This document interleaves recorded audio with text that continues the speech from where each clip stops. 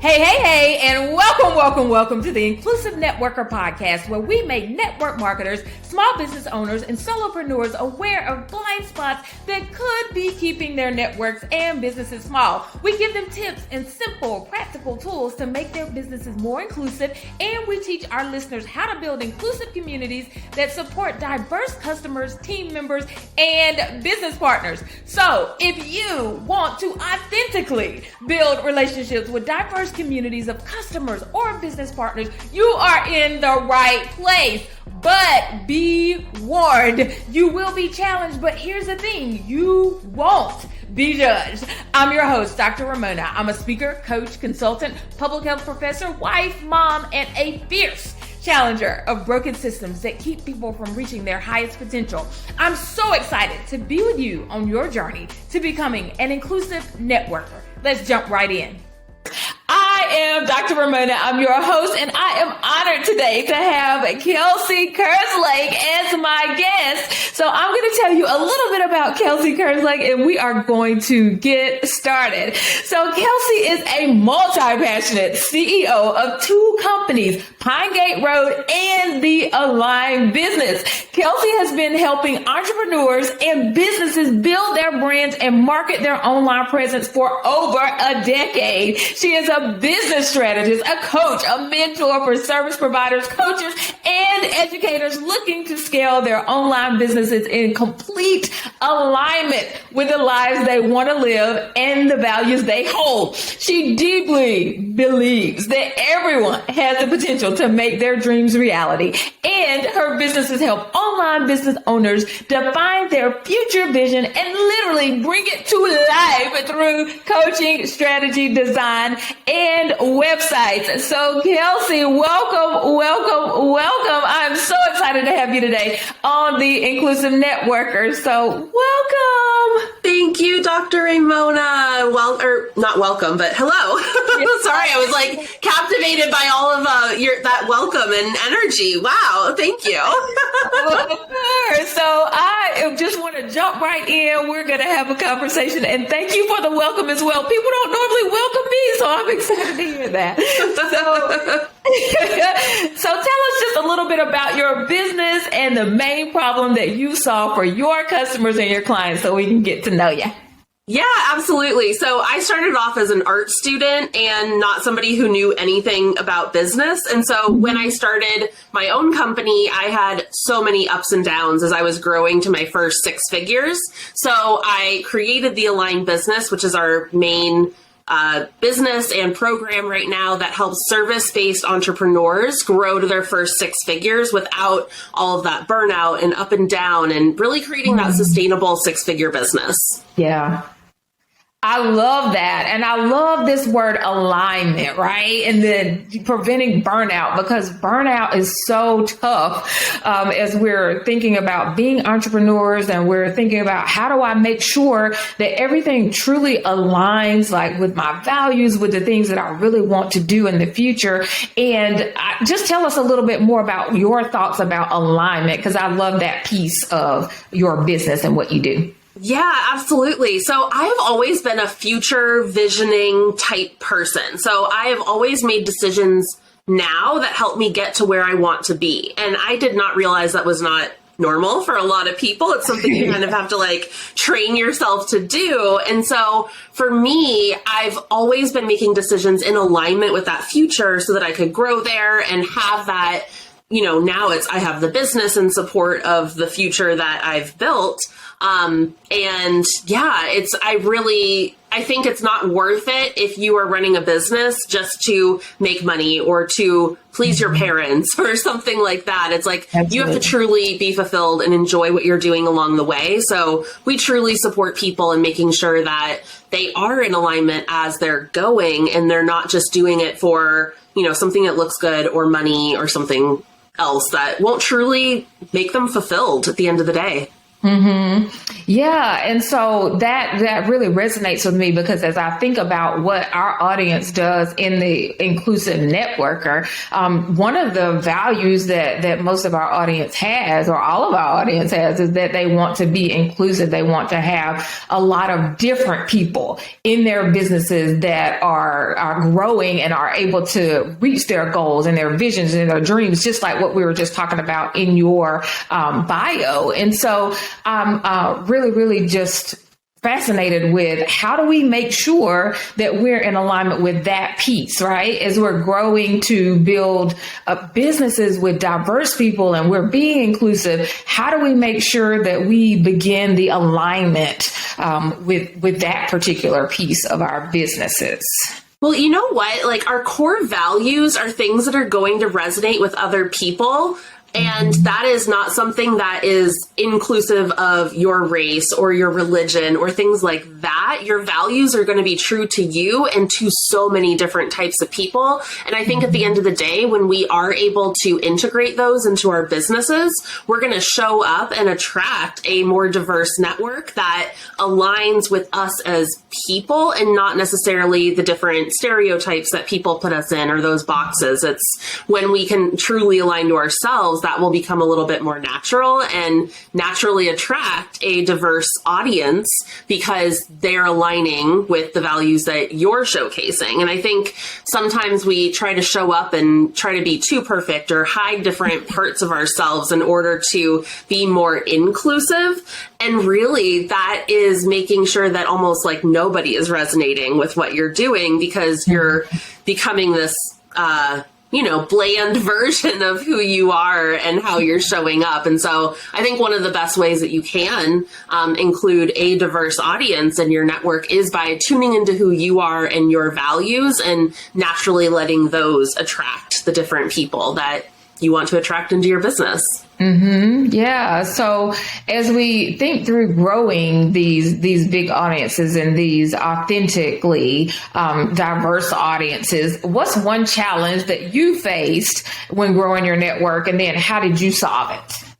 Yeah. So as a white woman who grew up in a very privileged world, it was something that I didn't really know, because I had not been like out of my realm. I grew up in the Midwest in a very white Catholic town, and I was just exposed to that my whole upbringing. And it wasn't until I really went to grad school and beyond that I was like, I have to check a lot of my biases in the world and really figure out how to navigate with more diversity, because I was just naturally aligning to my experience, my lived experience up until that point. So one of the things that I've done as I've grown my businesses is to get diversity, equity, and inclusion training and work with a lot of diverse coaches and people as I'm growing my business, just because I think the more diverse perspectives that we can have, the more we can learn and be open to those nuances as you're growing. Yeah. And I love that, because a lot of times when I'm talking to people and they're like, where do I start? I'm like, just start with you. Start with your biases. Start with the things that you have been raised to believe, and then question it and start to think through how those particular ways that you've been raised are affecting the way that you interact with other people. And that might be what is keeping your network small, right? Because we're so conditioned to just think one way and to have this narrow lens about everything. And I love that you could bring in the fact that, you're a white woman, right, who was raised maybe different than me as a Black woman being raised in the South. But we all come to this as, okay, what do I need to think about as I'm building networks? How do I need to expand my own lens? How do I need to grow very specifically so that I can reach more people and reach up? Yeah, absolutely. So when you think about being an inclusive networker, right? And so you think about this idea of this term that I'm using, the inclusive networker. What do you think first of all, what do you even think the term means? And then what are the top 3 characteristics of an inclusive networker from your perspective? from my perspective, which I'm like, I am not an expert on this, and I'm so glad that we have people like you doing this. But I definitely think that as you are networking, and for me, I feel like the word networking sometimes has like a weird connotation. I mean, I guess in business and stuff, it's good. But I usually just am like, I'm out there to make friends and build like relationships with people. And so I think being able to put yourself in spaces where there are diverse groups of people, first and foremost, if you are only going to conferences or networking events that have one type of person, that's the only type of person that you're going to meet. So I think it does take some intention to be able to go to places and spaces that value diversity in the first place. Mm-hmm. So when you're talking about different spaces, and so a lot of times people don't think about those different spaces that they could go to. So in your experience, what have some of those been? Like, give the audience a little bit of an idea. Yeah. So when I'm building relationships personally, I am doing a lot of this on Instagram just because that, post pandemic and even before that, that's where I start a lot of the online business relationships. And I'm in the online business space. So it's always been that virtual networking. And so I think it's, working and actively finding different people with diverse backgrounds and being able to speak to them, talk to them, build those relationships. I also think that I was networking in a lot of small groups in my town. And so, just making sure that it's not gathering all the same types of people all of the time there, or if it is, then, you're bringing up topics that are different from what maybe everybody else is valuing. I've been in these spaces where it's like you kind of become that echo chamber where everybody's saying the same things and believing in the same things. And so you believe like, okay, well, that's the truth. And that's what I have to believe in order to be included in these spaces. And so I think just taking that step back and being able to bring up different types of topics and different beliefs and different understandings can be really important when you are networking, building relationships in any of those spaces. Traditionally, I also think, conferences, those are things, little business retreats that I've been on, just making sure the leaders of the conferences or retreats do value diversity, equity, and inclusion, and make sure that that is an aspect of how they are marketing, how they are showing up, the speaker, the lineup of the folks that are being presented as the experts in those kinds of spaces. Yeah. And then, I love that you were talking about online because that's where a lot of our work is happening right now. Everybody's kind of starting to have to build business online, and it's a great space to expand your network. You can get in front of a lot more diverse people, be inclusive. And so as people are building their businesses online, what's one thing that you've done possibly that's helped you to adapt one of your business practices to make it more inclusive? So that might be marketing, sales, follow-up, onboarding of team members, presentations, any type of thing. Give us an example of something that you've done to make your online work more inclusive. Honestly, it's something that I have built in and audited my business around, and it is not perfect by any means, but every single time that I'm putting out a job description, we are putting, please make sure to apply no matter your race, religion, ability level, those types of things. We're making sure that we are including asking for pronouns. Those are just like little examples of what we're doing. In the hiring process, we make sure to post the jobs on very diverse spaces to attract like many, many different types of people. Everything is really put through a lens to make sure it's as inclusive and diverse as possible, up to what I know at this point. So it's something I'm constantly looking at and working into all of our practices. We have our employee guidelines that have been looked at from that lens and making sure it's just, as supportive to diversity as possible, as much as I know today. Yeah. And, I love that you're saying as much as I know today, right? Because a lot of times our listeners are new to this. They're trying to just figure out simple tips that they can do to start bringing about more inclusion in their businesses. And so, those things that you said that are precursors to bringing people in, the recruitment efforts, the making sure that you're using the pronouns, and all of that is really important. As you're growing, you'll start to add other things, right? And so it doesn't have to be perfect. And I think it's great for our audience to be able to hear people who are starting that process and saying, hey, I'm learning and growing through it, and you can do that too. And so thank you for that perspective, because we try to come and we've got it all down and it's all perfect, but it's not. We're all starting somewhere, right? Absolutely. So, yeah. Yeah, we're all growing. And I think it's, I do hire people to support me with this, just because it's not something that I will ever naturally know or be 100% finished with. And so it's just built into the ongoing business building as we go and grow. Yeah. Absolutely.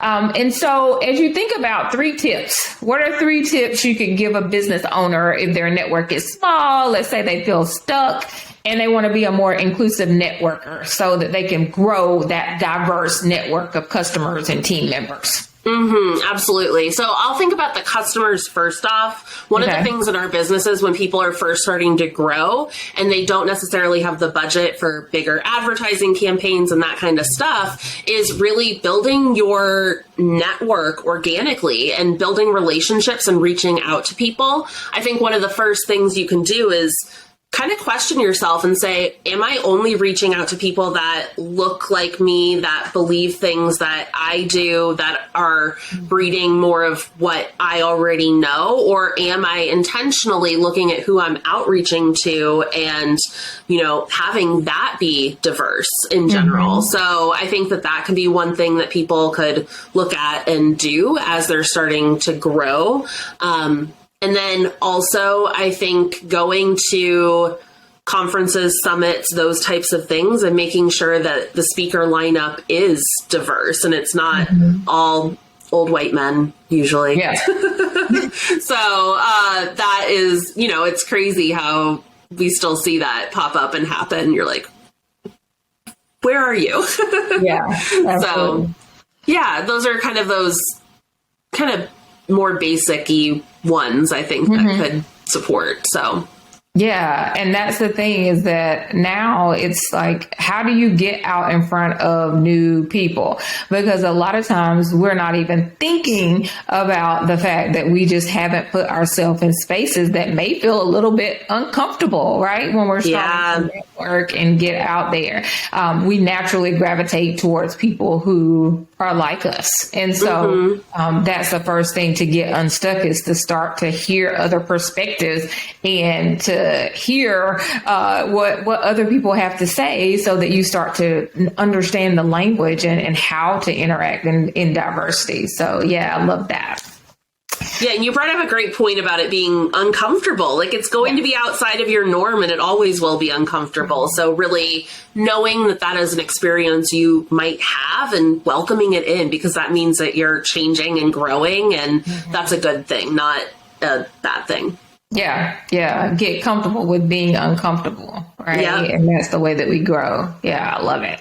And so, Kelsey, what's your next big project? What are you doing? How can it help the inclusive networker audience? Yeah, so we have our one main program that we run to support people in growing to their first sustainable 6 figures in their businesses, and that's the Align Business Academy. So we're really working on that right now, and that's been 3 years that we've been running this program now. So it's really just continuing to serve people through that program and getting even better results. One thing that we are integrating into the program to make it more equitable is we're actually introducing a revenue share model. So typically coaching programs, and I don't know if your audience is investing in like high ticket coaching, or they know that world. And typically it's very expensive to get started with high ticket or, high level coaching. Our program, just to be very frank, is $10,000. It has been. And so that's not something that people can usually just jump into willy-nilly. Yep. And so a revenue share model is something that we've recently been experimenting with, where we have a lower monthly payment that is more accessible to many different types of people. And then as they grow their revenue, they will be making a revenue share on the work that we're doing together. And so their investment grows as they actually see results in their business. And so I'm really excited about this, because I think it's just a really great way to make it more accessible to more people. Yeah. And I love that. That's just another way to be more inclusive, right? And just how do we make sure that everybody can be a part of this and they can learn and grow in this way? And so great extension of what we've even been talking about, even in a subtle way, right? And so where can we find you then? Yeah, so I'm at Kelsey Kerslake on Instagram personally, and then our business is at The Aligned Biz. That's where we're hanging out most of the time, where I'd love to connect with you. If you want to reach out and say hello, I'm always on there. Or we're at thealignedbusiness.com, where you can learn more about the Academy, and we have a lot of fun free resources there as well. Perfect. So thank you so much for listening, everybody, to this episode of The Inclusive Networker. And thank you to my fabulous guest, Kelsey Kerslake. You will find her information in the show notes, and we will see you on the next episode of The Inclusive Networker. See ya. Thank you so much for listening to this episode of The Inclusive Networker. You can find out all the information for our fabulous guest today in the show notes. But don't forget to subscribe to the Inclusive Networker podcast and to look out for a new episode each week on YouTube and wherever you enjoy your podcast. This is your host, Dr. Raymona. And as always, remember, I see you and I'm cheering you on. And I dare you to defy limits. See you on the next episode of The Inclusive Networker.